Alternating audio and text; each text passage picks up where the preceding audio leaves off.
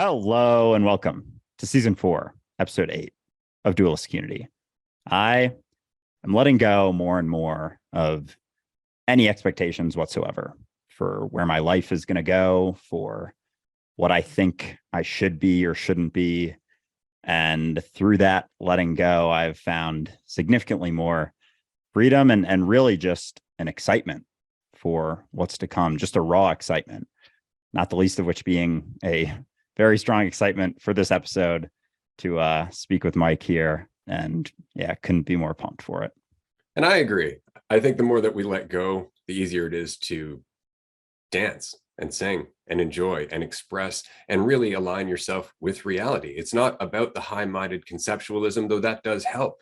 It really is just about being yourself to the best of your ability.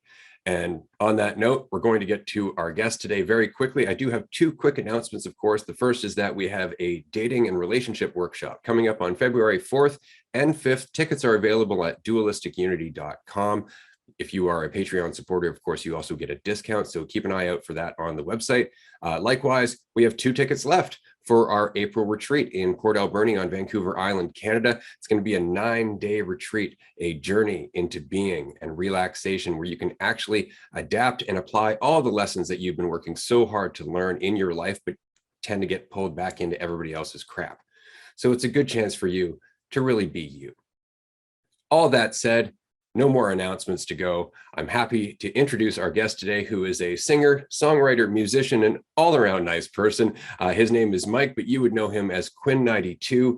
He talks about presence, authenticity, self-empowerment. His lyrics are very meaningful, but aside from that, his conversation is very insightful and very deep, and we're very happy to have him here. Mike, if you don't mind just telling everybody a little bit about yourself and your interest in this conversation. I know that you tend to have a lot of media coverage in terms of your music, but you as a person are very interesting, and I'm looking forward to learning a little bit more about you.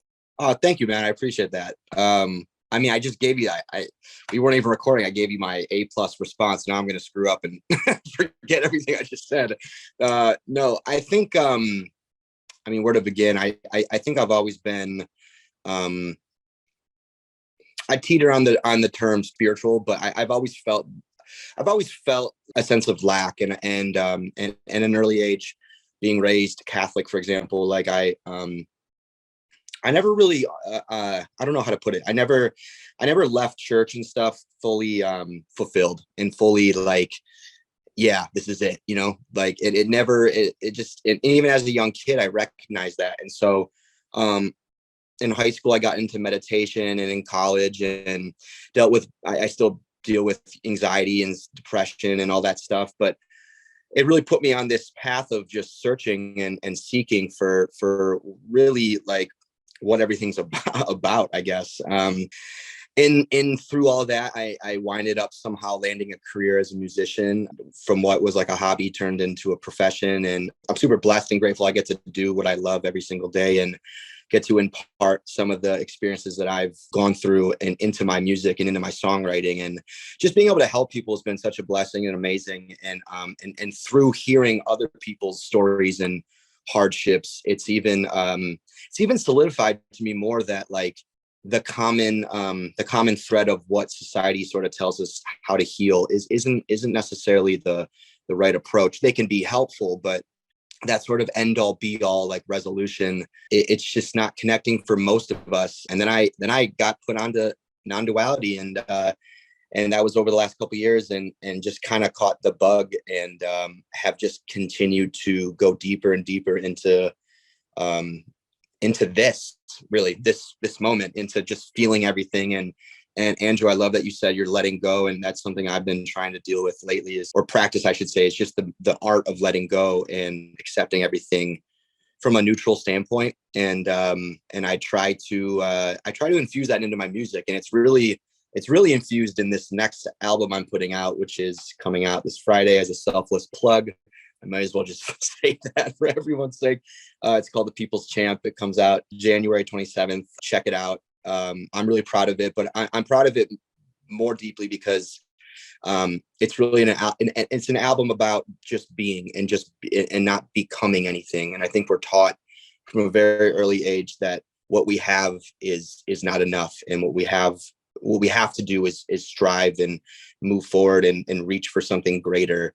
And it's just a friendly reminder that you already won. You already everything you want is already here, and just don't judge it. And I think the second we do is when we get into these mental battles and we get put into a world of duality, and we look at things as good and bad. And I'm just learning to roll with the punches, man. Just like, yeah, just living life and enjoying it, and taking the lows as blessings just as much as the highs are. And what I was going to say before we started was, I was just in the cab the other day, and I'm here in New York, and it just dawned on me. I was like, we're all just professional allowers. We are literally a space of allowance, and that is literally our nature. And how dumb is it that we feel we have to make decisions and or not, maybe not make decisions, but just say certain things are bad, or certain things are good, or shut out certain things. It's like it's just so easier just to allow. It's the most pleasant, takes no effort. I don't know. So that was just something I wanted to mention the other day. It just dawned on me. I was like, holy shit, like this is all I have to do, and it's not even a doing, because you're already it. So that's awesome. I'm going to pass this to Andrew in a second, but I had a similar insight a couple of years ago, and it gave me this tremendous feeling of peace, which was that there's no one to ask and nothing to ask for. And oddly enough, despite how contradictory that sounds to the manifestation crowd, my life just opened up because I was in it. I wasn't looking for something anymore, and it changed everything. Yeah, I've really found through that letting go, and through the letting go of thinking I should be anything other than what I am, anything other than myself, and letting go of any expectations of myself, that state of relaxation, that state of kind of peace and just raw joy that you experience kind of informs everything else. It's not about, as Ray said, brought up the manifestation community, and we go back and forth with some people about that here and there, but that idea that you need something in order to be complete. What are you doing right now? You're manifesting a state of lack. So as long as you're trying to get somewhere, or thinking you should be something other than what you are, or feeling differently than what you're feeling, you're always going to perpetuate that lack. And it's until you let go of that. It's not about getting the thing. It's about letting go of your need to have the thing that allows that to flow and to continue on as you in every single moment. And so it's really cool to see it reflected in your music, especially Mike, because I love your music. I was on a walk with my dog right before this. Sun was out. I'm in Utah right now, so it's kind of cold, but like warmer day, and just kind of vibing out. So as much as your lyrics are deep, it's also just the music itself, just the beats can uplift people. So it's cool kind of hitting it from both sides. And especially recently, I've just noticed a lot of your music, especially the ones I've listened to on the new album so far, have a lot of depth to them. And so it's exciting. And so first thing I wanted to ask about, because I'm always very curious about this. I don't know how familiar you are with Jim Carrey and his whole journey with identity and whatnot. And kind of a big part of that, I think, was him being an actor and recognizing that, he's playing all these characters. It kind of allowed him in a way to see that, as much as he's playing these characters, maybe Jim Carrey is just another character he's been playing for his entire life. So I'm curious, with you having, a stage name, Quinn XCII, and then Mike being your real name, I'm curious how much that has impacted some of your deeper recognitions as into recognizing that, Quinn is a name you utilize, sort of an identity that you utilize on stage that isn't actually you. Has that helped inform you that maybe, the story of Mike, full of all the things that have happened in your life and all of that past that has come along with it, isn't exactly what you are either, because you've only ever been here now? Man, that's a great question. Honestly, not to give you a disappointing answer, I haven't really thought of it that way, but and I say that, though, maybe this can be just as insightful, though. I say that because I've never, who I am on stage and who I am off stage, with the exception of me maybe being just a little more loud on stage, and I'll throw in a couple more swear words than I probably say off stage. I'm pretty much the same person. I love that you asked that, though, because I have been following Jim Carrey's progression as I guess as not being Jim Carrey, and him realizing that that's not his true identity. But it's never dawned on me, honestly. And it's crazy though, like I follow a lot of Rupert Spira's videos, and he has this great story of, or it's not a story, but he has this great thing he always brings up. There's John Smith, the actor, and then there's King Lear, who the role that he plays in the play. And I actually don't know the name of the play, but I love the I don't know, the I don't want to say separation, but I love that imagery of them being not the same thing and also the same thing, and how we just get tricked into playing these roles, and rather than just recognizing that we are the present moment, and we are the space for which these characters arrive in and play around in. And so no, Andrew, I've never thought of it that way, but I mean, it's now that I'm thinking about it, it's fascinating, that me on stage is literally just something I can view from the perspective of awareness, rather than sit in Quinn and be like, this is me standing in front of 10,000 people. Yeah, that just kind of blew my mind for a second that you just said that. But speaking of Jim Carrey, one of his favorite quotes, or one of my favorite quotes that he said is, I wish everybody would get rich and famous to realize that it's not it. And I think that's one of the best quotes of all time. And I definitely am not suggesting I am at his level of fame or success, but I can, from the sliver of success I've had, I can also tell you that it's definitely not it. It's not, it's even though I get to do what I love for a living, like the mind still finds ways to convince itself that this isn't enough. And that's what really motivated me to get on this path of just of self-discovery. So but that's a great question though, and I hate that I didn't give you the proper answer that you were probably looking for. No, it's a perfect answer, because it's the answer you gave. It's interesting because people perceive you either as Mike or as Quinn, depending on their own bias, I think, and more or less the soup that they swim in. Like we were talking about this just before this interview, that a lot of the times when you're doing interviews, it's about the music and it's about the events and it's about your career. It's not necessarily about you, the person. And so they go into it with an assumption about you based on how they need to perceive themselves and their job and everything else, whereas we're just human beings. And so I find it really inspiring that despite how tempting it must be to some degree to look at yourself in the same way that other people want to look at you, you actually actively work against that temptation. And you actually, in one of your albums, A Letter to My Younger Self, the second time around, there was a quote in there and I wanted to read it. I've been living in hell, a prison of my identity. That line just rang right out to me, because it's absolutely true. We do that all the time. You even mentioned before that, trying to live up to your friends' expectations and never living up to them. I realize I'm paraphrasing terribly, but that insight, I'm very curious about that insight. I'm curious about that song as a whole, because that had to come from something in your life where you had a moment of self-reflection, in my opinion, because it rang so true in just how deep it was. And the song itself is about a second time around, reestablishing some reflection about your life and deciding what your priorities are. I loved everything about it. I just wanted to mention that. And I was curious where it came from. Yeah. Well, thank you, man. I appreciate that. Yeah, I mean, it was a song that really is rooted in what I resonated with. It's written about mistakes that I had made during that time, and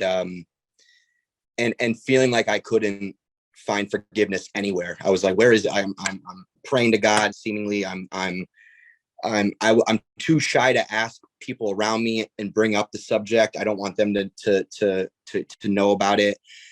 And then it just dawned on me. I was like, why can't I just forgive myself? Why can't I just, give myself that permission? And then it dawned on me even further than that, who is it that's asking for the permission? Who is it that wants who wants to hear that everything's going to be okay? And that was a while ago. So I've definitely gone deeper into everything since then. But even that spark of like intuition, I thought was really interesting, and it just led me down that road. And that's kind of how that song came about. But I think what you said, Ray, about, and thank you for saying that, how it's, you find it inspiring that I don't go into sort of the image of Quinn and stuff. And look, I try my best to not do that, but I would say why I find that easy is because I just think that that overall energy, and you know, Quinn is a story, and that energy is so, I've got to a point where I don't feed off of that anymore, and it's not beneficial. And I think it's just because I'm seeing the light a little more these days. And it's just, it doesn't, I don't think I've ever been one to like hang my hat on my accomplishments or like my name and stuff, but especially as of late, I've realized how just silly and stupid it really is to assume that role. And that we are so much bigger than just, you know, a singer or a writer or a chef or a taxi driver. You know, there's so much more to this. And so to limit yourself in those ways, it just doesn't, it's not fulfilling. And so that's why I find it easy to not get sucked down that rabbit hole. I mean, there's definitely times where I might be a little diva-ish, but like for the most part, I try and take a step back a bit, metaphorically speaking, and realize who I really am. And yeah, so I watch a lot of your guys' videos and I listen to the podcast and stuff. And like sometimes I do need to check myself a bit and just have a nice friendly reminder of what's really going on. But for the most part, I think I've gotten a good grip on just, I am not this body. I am not Mike or Quinn or whatever name you want to call me. And that I'm just much more than that. And that is much more comforting. So, yeah. Fuck yeah, dude.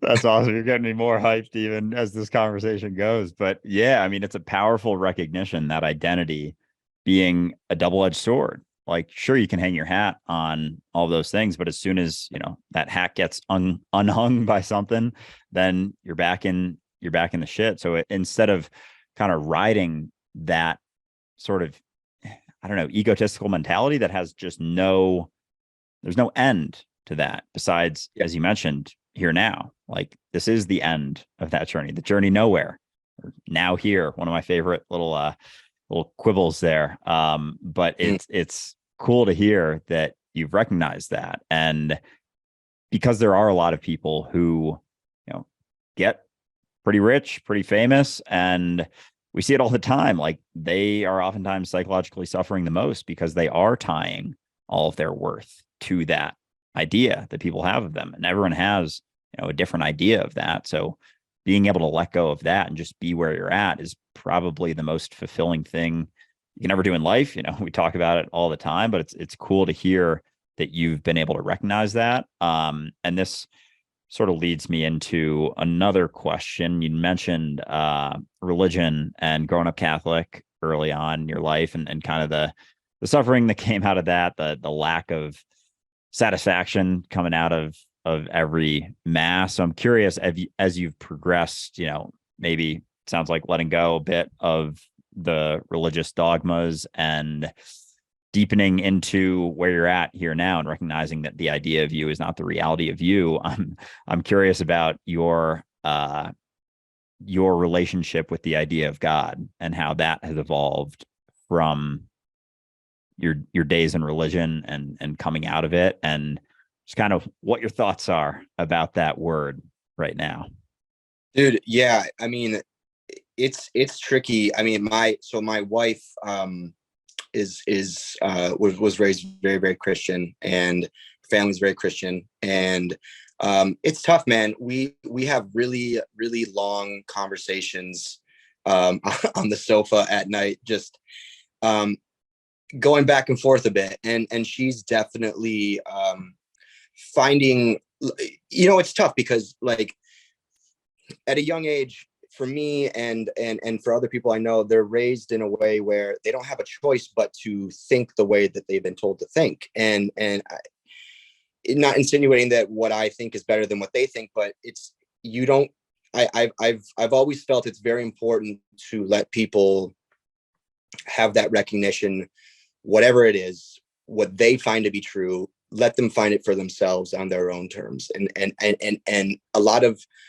that's a lot of the issue I have with religion is it's just it feels like a forced thing. And so we have a lot of talks at night, and I try to steer on the cautious side when it comes to this conversation with her, because I I could be like, you realize you're God and I'm God, but I know how south that could go and how, so I really pick my battles, because she is still she's on her own journey and she's figuring things out for herself. And I think that's beautiful and amazing, but I don't want, so I try as great as I feel sometimes and as clear as I think and feel, I try to not impose a lot of that onto other people, even though it can be tempting. And everyone thinks they know what the fuck's going on. And so I try to remind myself, like, I'm no better than anyone else. So, but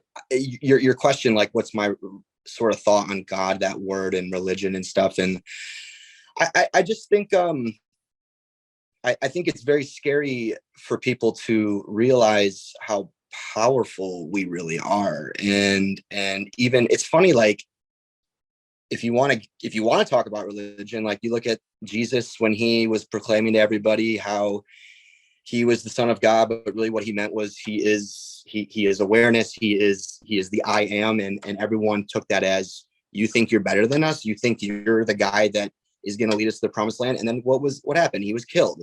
And by no means am I comparing myself to him, but I think that is almost where, like, the scariness comes from, is that it can be terrifying to realize how really big you are and how you're not this limited form. Like, for me, the other day I was walking down the street and I was just like, I don't really feel amazing right now, but I'm taking everything as it comes because I know I'm bigger than this feeling, and I am the space for this feeling. And some days I actually wanted to ask you guys this. I'll finish my thought. There's days where I'm just like, I feel like I'm just going down like a long, endless hallway, and I don't know where it's leading me, but I'm just trusting that it's taking me to the place that I'm supposed to go, or river, or whatever you want to use.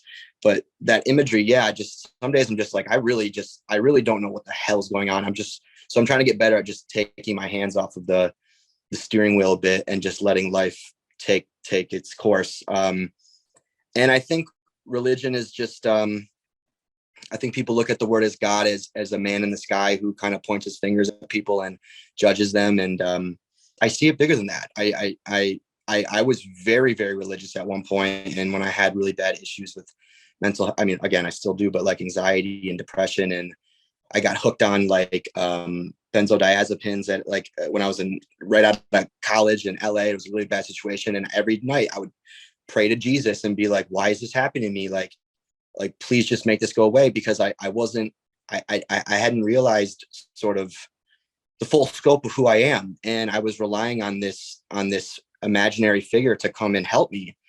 And it can be scary when I think about that. Like, I just don't want to. I don't want to be clinging on to an idea my entire life. I was just the concepts. There's too much concept eating going on, and I've kind of had enough. And that's really where I took a step back from religion, and was just like, and remind myself that it's okay that I'm doing this. I'm not going to hell because I'm not praying anymore. Like if anything, every day is prayer. Every day is meditation. Every day is holy. And it's all just language and just garbage, really. But I don't know. I don't know if I answered your question at all. I'm really spitballing here. And but yeah, man, that question though, it hits home for me because it's something my wife and I are currently often sifting through. And it's a good conversation though, because we want to have kids soon, and we want to like decide like how we're raising them, and we're still figuring it out, but that's okay. That's just what's arising, and that is what's happening. So yeah. I think you answered that question perfectly. And I just wanted to say, as a father, it's a hell of a journey. You're going to have a good time for sure. But going back to your thought about Christianity, because I was raised Roman Catholic, I got beat over the head with that Bible just as hard for sure. And it is an interesting task to try and bridge the gap between non-duality and the Christian perspective, right? But there is a bridge there. I mean, as you know, Jesus was talking about the same stuff, but they perceive Jesus in a different way, kind of like the way people perceive you as Quinn, as opposed to Mike. And so how do we bridge that gap? Well, we got to find what they're talking about. And so I always like talking to Christians about just the difference between feeling confused or clear. Like, if we don't know when we're confused, how can we know when we're actually listening to God? We can't even have this conversation until we understand when we're confused. And so I just focus on that. And confusion always stems from thinking about myself. It always comes back to that fiction of me. Whenever I'm trying to feel in control, or as you said, understand where this goddamn hallway I'm in is taking me, right? That's when I get confused. That's when I start to trip up, and I get lost in panic, or I get lost in trying to feel better. And it really is just letting go, right? Exercising and practicing flow state all the time. But you know that it's just along the road. It's like, I'm getting stuck. It's like, only on yourself. Yeah. Yeah. Wow. I love that. Yeah. And it's so obvious when you're stuck. Like me looking at it right now, it's so obvious. But when you're in it, it doesn't feel like you're stuck. It feels like you're really spiraling out of control. And like, I had a bad panic attack last night, actually. And it's like, I knew what was happening, but it's amazing how powerful the mind can be. But once you sit in that awareness of clarity, it's just like, oh yeah, duh. Are you guys familiar with like the dark night of the soul and that whole phrasing of, yes, no? intimately? Yeah.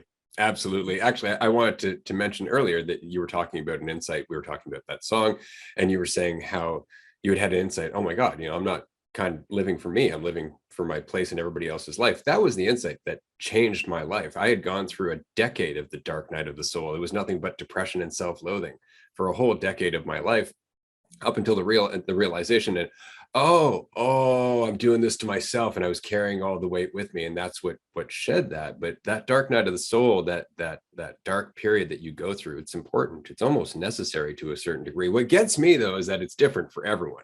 I had to pound my face against rock bottom numerous times to learn from it, whereas other people learn in a week or two. Yeah, man. I only ask because I feel like, just, I go in big ups and downs, and when the downs are happening, it's some shit is going on. And it's not until recently I just realized, like, I have to feel this. I have to really live into sink into what's happening. And it's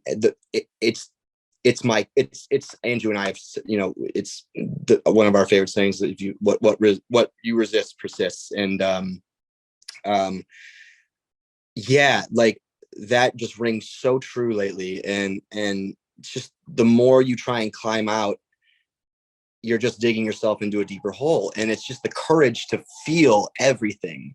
And I'm really trying to get better at that. And it's amazing that when I do, how everything just slowly, magically sort of just starts to chill.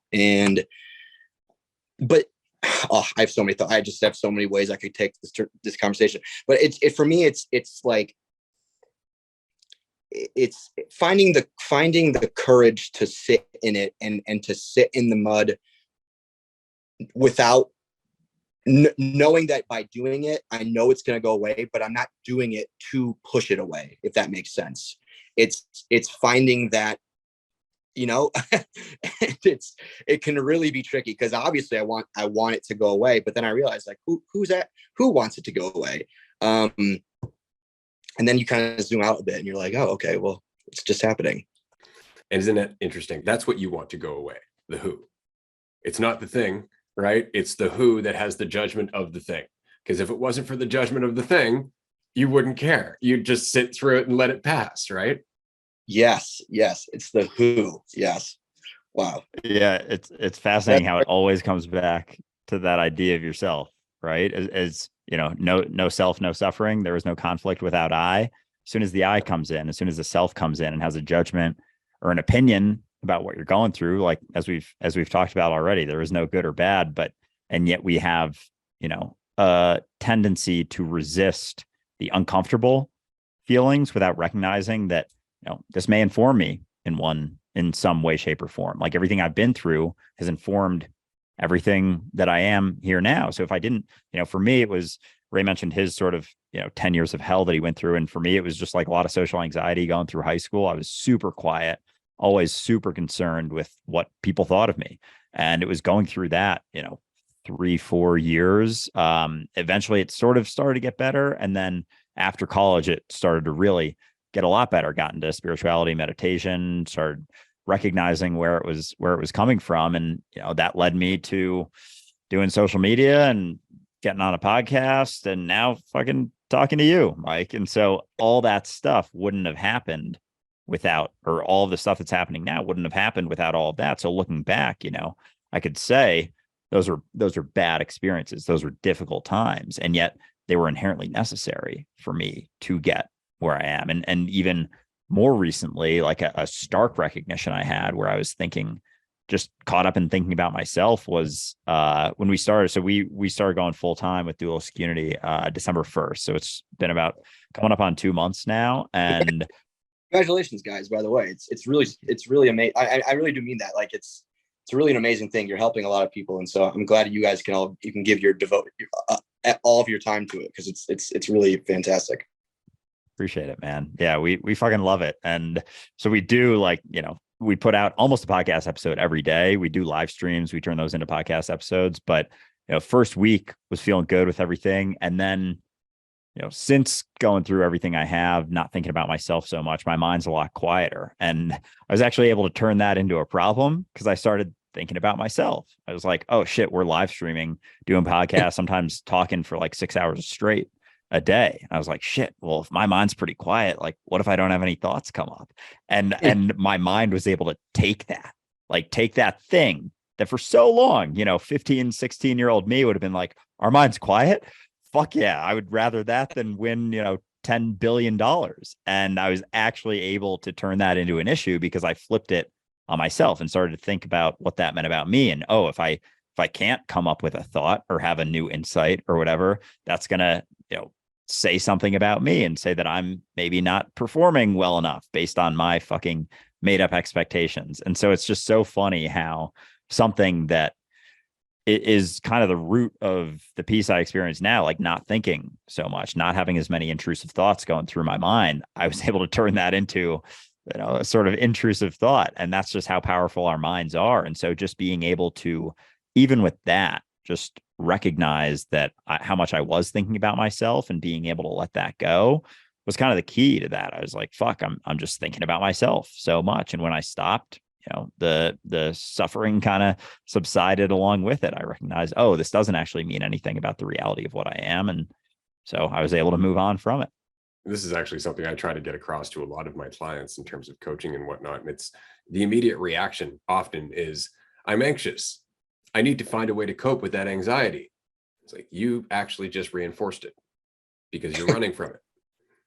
And that's so hard to understand. It's so contradictory to the way we want to deal with anything.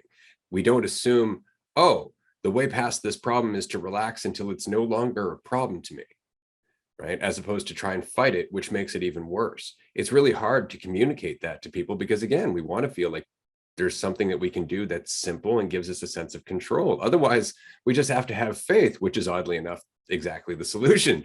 It just doesn't make any sense to us. So I have a quick question for you, Mike, because this is something a lot of us are facing all the time. Andrew and I, in our own way with the podcast, having to eventually leave our jobs, take that plunge, face our fears, so on and so forth. You have had a fantastic career so far with all of your albums that have come out, the 5th album of which is coming out this week. Obviously, you didn't hit the ground running with no doubt and no uncertainty whatsoever. And so that process of just pushing on and pushing on and pushing on, what do you think was the most useful insight or tool that you relied on when it came to either disregarding the inner narrative, which may have been doubtful, or pursuing on or pushing on with what you knew you wanted to do? Mm-hmm. Yeah, I think it's such an interesting thing to reflect back on, because I was if we go back a little further than me starting music, like I was an awful student growing up, and my mom, it went from joking to being very serious. She would be like, what are you gonna do? Like, what are you gonna do with your life? Like, I was getting bad grades in middle school, and then high school rolled around, and I kept getting bad grades. She's like, no, seriously, what are you getting? What's going on here? Like, what are we gonna do? And in high school was when I really got into music and writing music, and I just freaking fell so in love with it, in the process of it and creating, and it's all I cared about. It's literally all I cared about. And it's not that I thought learning in school wasn't important, but it's like I realized what I was meant to do at a very young age. And thank God, because I really mean this. Like, I don't know what I would be doing right now if I wasn't writing songs for a living. And but Ray, to answer your question, it was, oddly enough, man, it really was there was an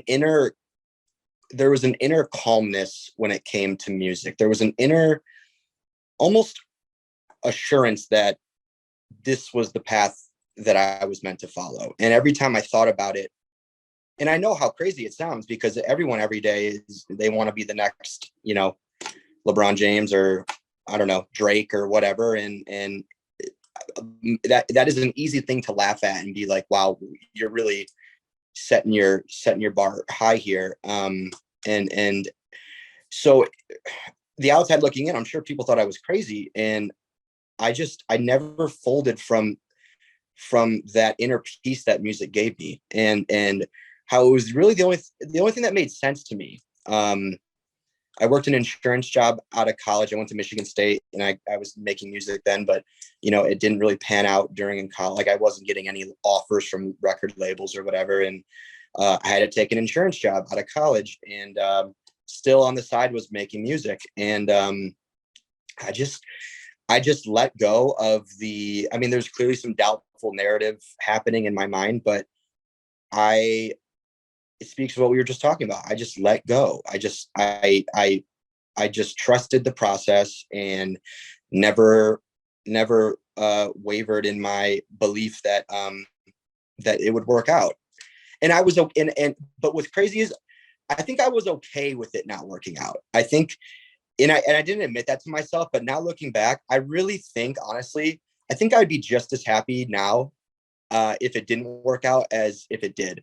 And I really, really mean that. And there was just something, I don't know.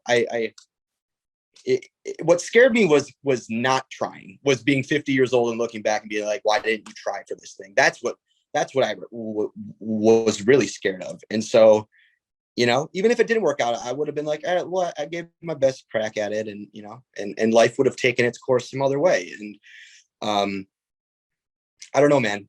There was always a very inner stillness when it came to music. It was like when I started writing or singing, it's like I felt like I was home. And you can say that was me following my destiny. You can say that, whatever, but that was my experience with it. And so yeah, to answer your question, like, there actually was like this kind of there was this dim confidence there. I wasn't shouting it from the rooftops, but inside I was very sure that things were working out the way they were supposed to. And I'm still sure of that. There's things that I'm still hoping will happen in my life, and I'm learning to understand that it's okay if they don't, because everything is neutral. I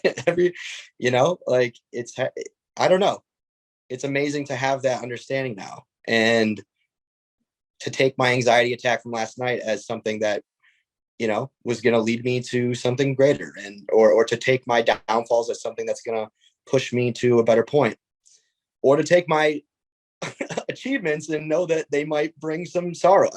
I don't know. I'm rambling now, but it's just understanding that this whole thing is a flow. And yeah, but I always felt pretty good about music. I don't know why. I could not tell you why. I think from the sounds of it, it's just because you don't think about your character as much while you're doing it. As you said, you feel home, right? It's just something that you're doing for its own purpose. There's enthusiasm behind it. It's very much the way I feel about this conversation. I could have this conversation forever, and it's because I feel home here, right? This is just where I'm not thinking about anything else except what I'm doing. And what's interesting is that conversation then spilled over into the rest of my life, in the same way that your music and the lessons that you learned in nurturing and cultivating that underlying calm, recognizing like, right, that's home. I can just keep focusing on that, and things will work out however they work out. Well, if you can take life like that, then you've got everything you need. Every moment is exactly what it needs to be for its own purpose, right? And that's ultimately the practice I think that we're all trying to master. Yeah. Wow.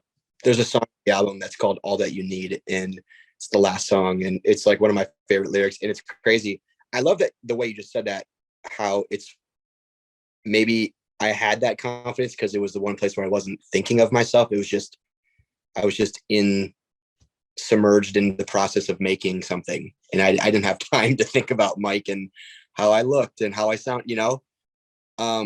and my favorite song on the album is the last song on the album. And I'm excited for you guys. I'll have to send you the album, by the way. But it's, I remember wanting to write something really special that day in the studio. And my friend was playing the piano, and I was like, I don't want to force it. I just want to like, let it out naturally. And I wrote the chorus is, all that you need is what you can't see, but you've always had it. And it's a reminder that I don't know. I don't even know how to really talk about it.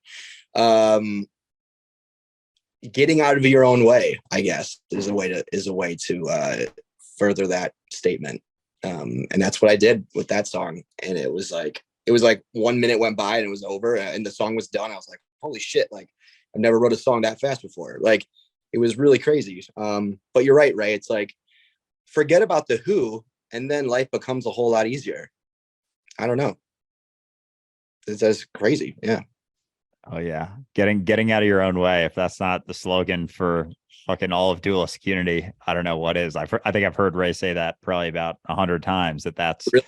Oh, good. more or less the key. Yeah. It's that idea of yourself gets in the way of all of it. It's the root of all of your suffering. And every time you're caught up thinking about yourself, there's going to be conflict between you and reality, because you have an idea that you're trying to live up to or try and maintain or try and defend. And it like is fucking draining.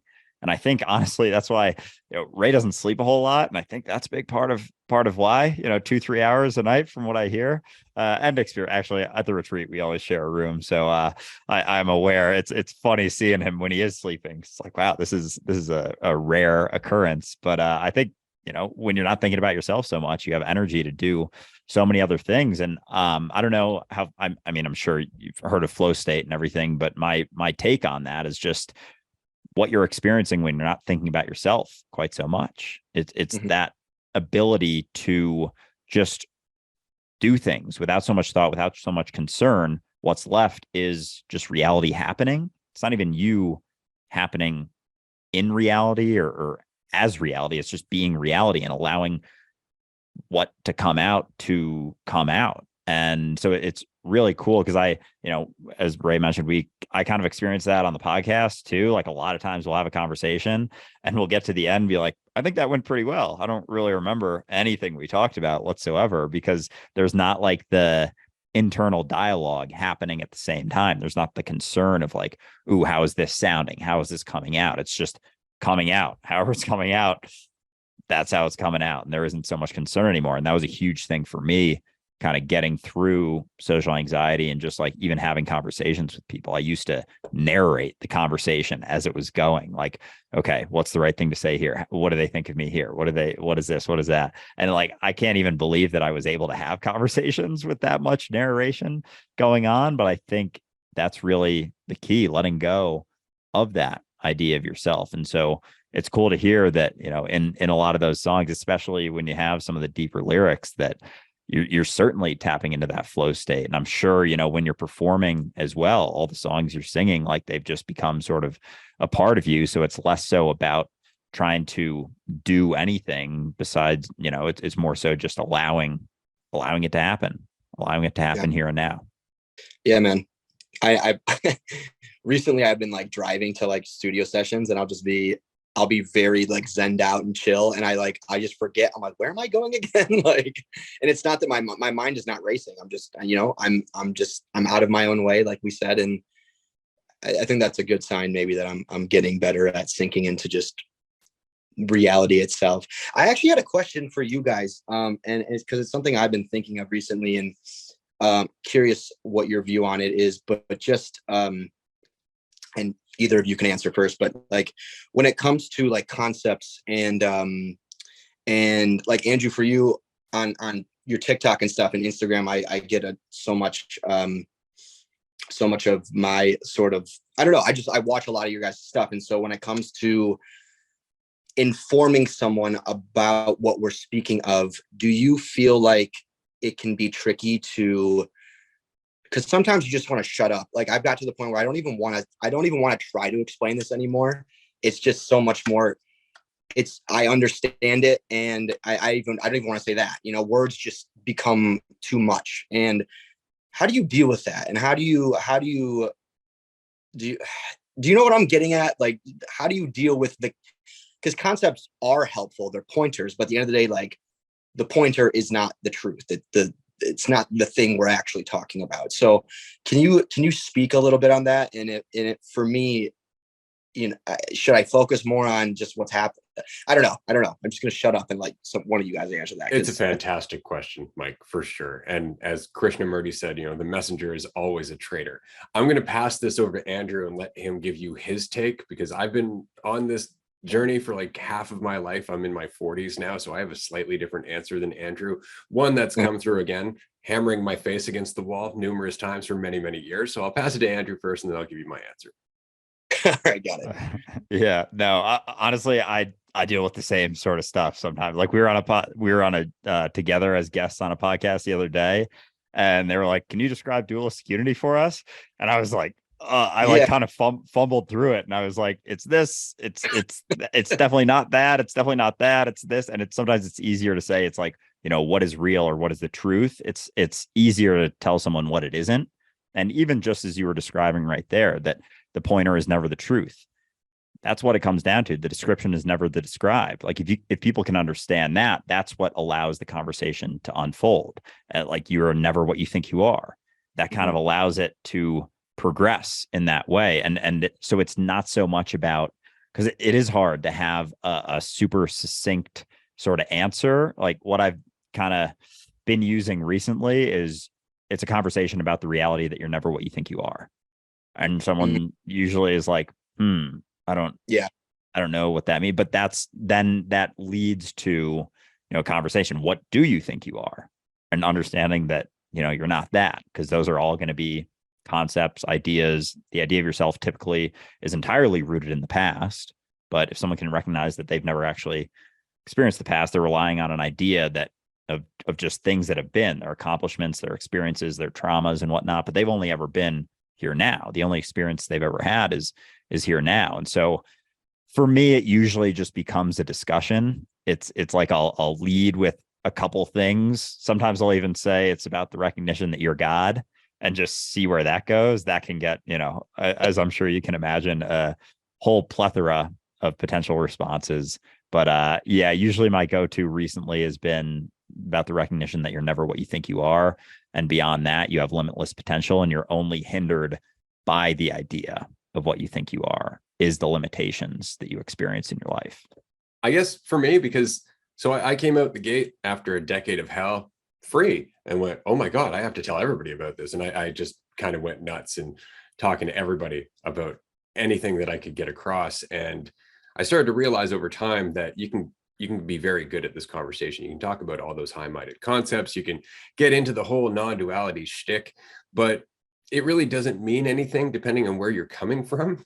And I think that was the problem. So somebody said to me when I was about Andrew's age that there's a such thing as being heavenly minded, but no earthly good. And it tore me down by about 5 pegs. I went, oh, that's what I'm doing. And so it dawned on me that it's not about saying it, it's about embodying it. Like we're talking about getting out of our own way. And yet we get into a conversation and we start thinking to ourselves, well, what's the right way to talk to this person? What's the right way to address them or get this point across? Oh my God, I'm thinking about myself. I'm actually getting in my own way, trying to figure out how to communicate, how to not get in your own way. And so now it's just be it. Just take in everything that you're learning and make it yours. And so when I came out of the rainforest on Vancouver Island, because I was there for like 8 months in the bush just trying to apply all this stuff, and I formed a YouTube channel. And in that YouTube channel, I was espousing all this great stuff, but people started to look at me a certain way. And it's because I was still looking at myself a certain way. I still wanted to feel really good about knowing all this stuff. And I still wanted to, have this perception of myself, like I was more intelligent and more clear than I was previously. And it was coming across in everything I said. And so I walked away, I shut it down. And for the next 10 years, I just stuck to myself because I'm the one who needs to know it, not anyone else. And now it's my general state of being that comes across. When people talk to me, they realize I'm not looking for anything from them, and they can relax a little bit. And then if they want to, because as you know, you can't force anyone, you can lead a horse to water, you can't make it drink. But as I've said to Andrew, you can look it in the face and tell it like, this water's awesome, and really enjoy it yourself. And that might inspire it to have a drink. And that's the best we can do, is just be the message. You know, it's like Marshall McLuhan, the medium is the message. You are the message. The words are almost irrelevant. Yeah. Yeah, that's where I'm at right now. It just seems exhausting to try and put it into words. Although I'm going to try and put it into words right now. It's almost like being okay with disappearing, you know, like, and that sort of like abyss, and that like I was describing earlier, that like dark hallway that I feel like I'm going down, or like sinking down in the ocean, and I'm just realizing it's not happening to anybody. Trying to get better at that, but who's to get better at that?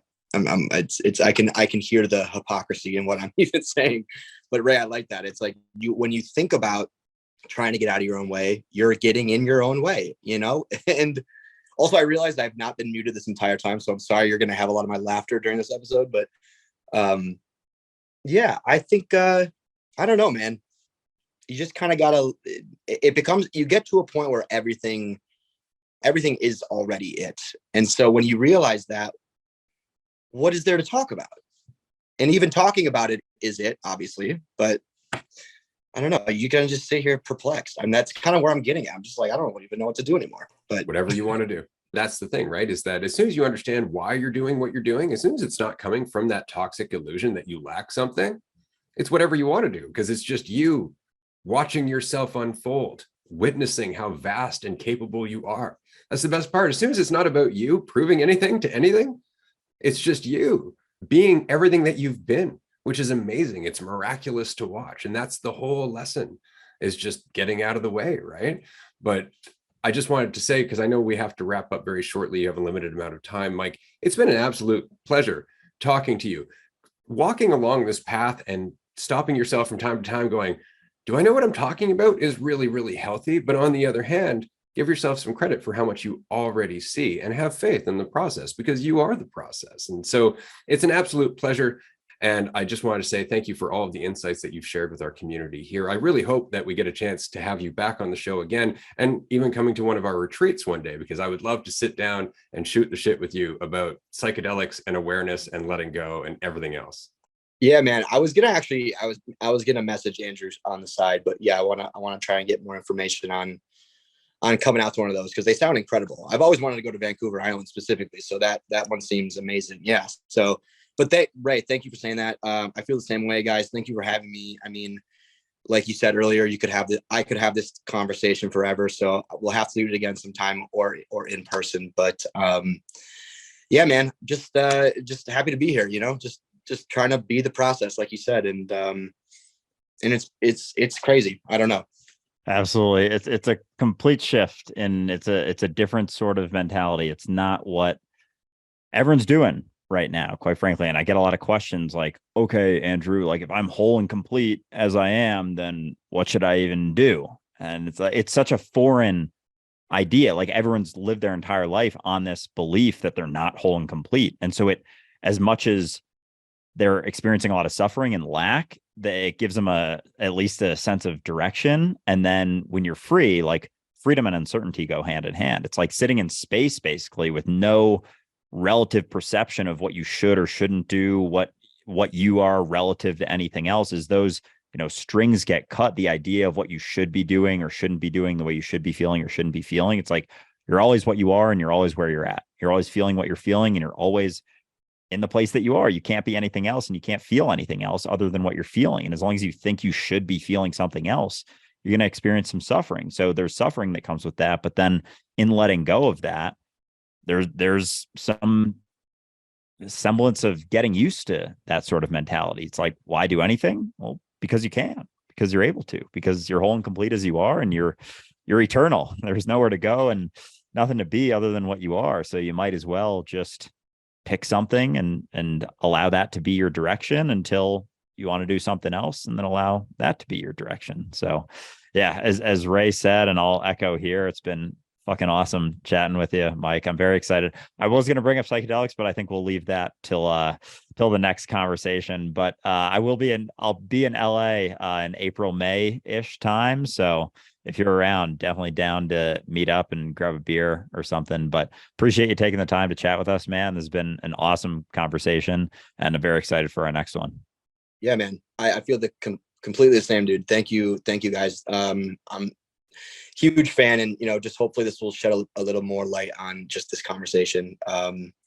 But yeah, I'm gonna try to, like I said, I'm gonna try to come out to one of the retreats, and we can have this psychedelic conversation in person. But yeah, thank you guys so much. I hope to be back on very soon, but until then, I'll be watching more of these. I fucking love it. So yeah.